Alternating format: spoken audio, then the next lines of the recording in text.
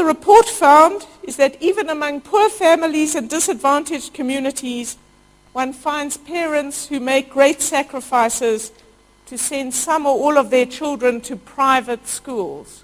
So disillusioned are they with the government schools. Teams of researchers called unannounced on large random samples of government schools. In only half was there any teaching activity at all. In fully 1/3, the principal was absent. They found many cases of teachers keeping a school closed or non-functional for several months at a time. Schools where teachers were drunk. Schools where teachers were sitting on the cell phone talking to their friends when they should have been teaching. Schools where the principal got students to help him with his domestic chores, like babysitting. Many cases of teachers sleeping at school in class time. What they said there was that in government schools, teaching activity has been reduced to a minimum in terms of both time and effort. This is not confined to a minority of the teachers. It's become a way of life in the profession. Now, interestingly, they did not observe such problems in the private schools serving the poor. And in India, these schools reach much lower than they are at the moment in South Africa. People are paying $1 a month for their kids to go to these schools.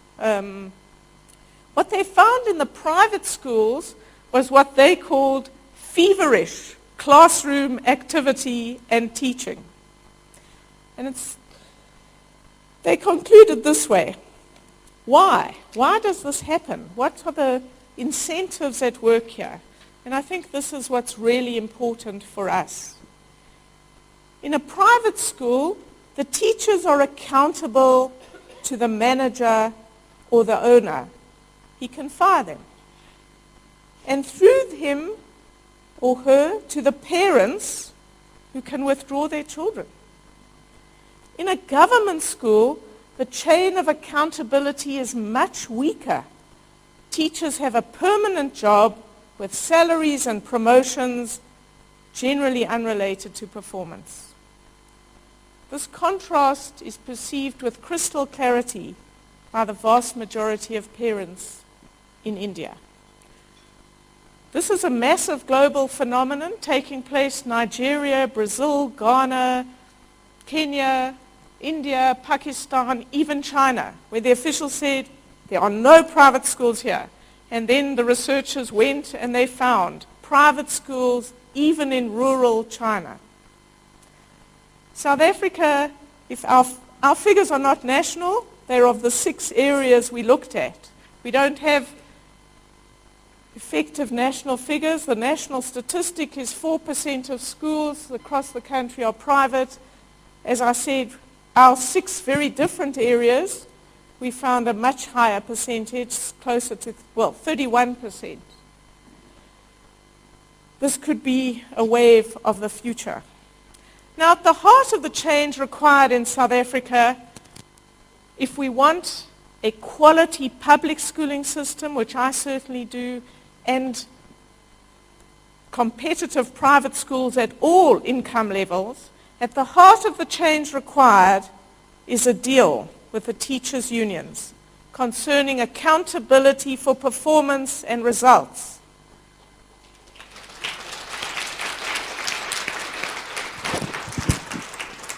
Now, the former Minister of Education, now the Minister of Science and Technology, said something important as she was leaving her ministry just before the 2009 election.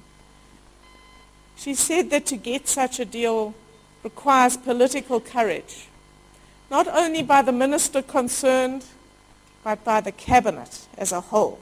This has to be led from the top. The national interest can only be served if a new social contract is negotiated between teachers' unions and education departments across the country. Let me move to another example very quickly, and that's migration policy. South Africa is desperately short of skilled people. We need them to teach people. We need them to teach in our universities. We need them to help run big development projects and infrastructure projects. We need them as engineers in some of our local authorities. We're desperate for more skilled people. And yet, sectional interests within the ruling alliance and the government have prevented South Africa from recruiting large numbers of skilled foreigners to come and help build the country. The national interest is clear. South Africa needs leadership to take the country on a new path that provides us with an abundance of skilled people quickly, without whom we cannot build an inclusive, job-intensive, high-growth economy. Let me conclude. There are some big choices facing this country, and I've only touched on a few of them. We are a country with a racially divided past, with, if you like, an apartheid overhang in many areas, both material and psychological. The only way we can make real progress is if we have rapid, sustained economic growth over years and years and years to help build our new democracy. And the public interest requires that the government, the cabinet, those people who want South Africa to be a better place and who don't just want to loot public resources, they need to find the resolve and the vision to put South Africa's national interests ahead of special interests. Who are these special interests?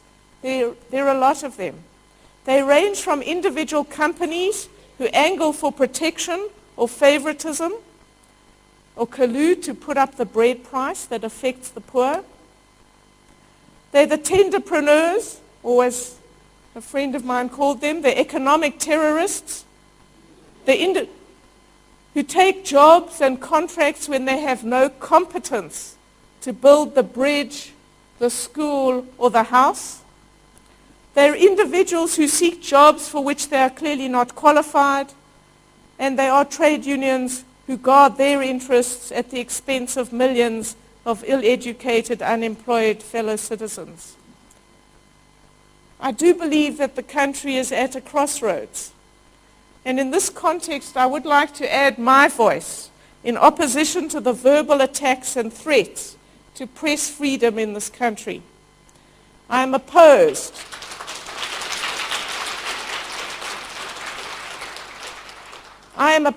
to the intimidation of journalists and call on all of you to speak out in defense of the media. Muzzling the press has been tried before in South Africa. It didn't work then, and the ugly deeds of those in power were revealed anyway. South Africa's challenges cannot be solved by hiding them. We need more debate, not less.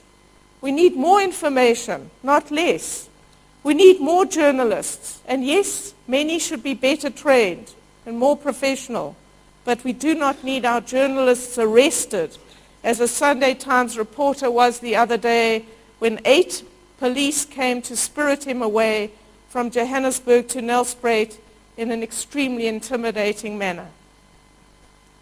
I think it's time, all of us, we have to decide what you want and what you think is good for this country. It's time to speak out, to not keep quiet, to not go along, to get along.